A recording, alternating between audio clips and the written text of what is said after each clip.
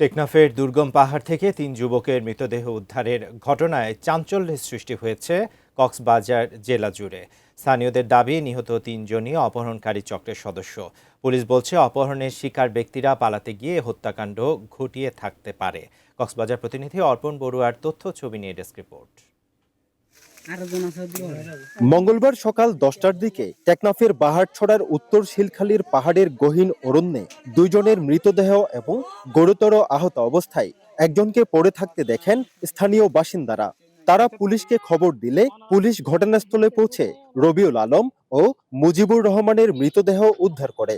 গুরুতর আহত অবস্থায় নূর বশর নামে একজনকে কক্সবাজার সদর হাসপাতালে পাঠানো হলে কর্তব্যরত চিকিৎসক তাকে মৃত ঘোষণা করেন।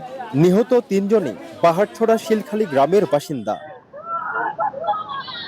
স্থানীয়দের দাবি, নিহত ৩ জনই অপহরণকারী চক্রের সদস্য।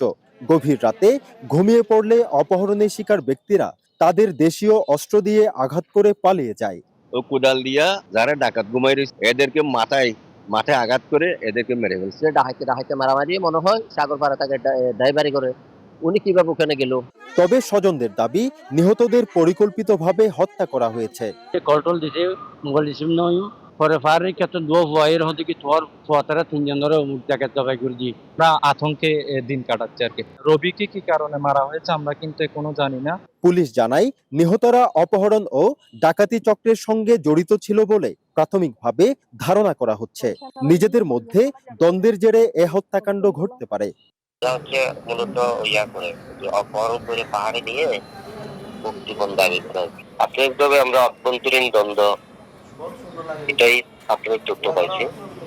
দেশের সাথে কারা কারা জড়িত আছে সে সম্বন্ধে আমরা তদন্ত করতেছি।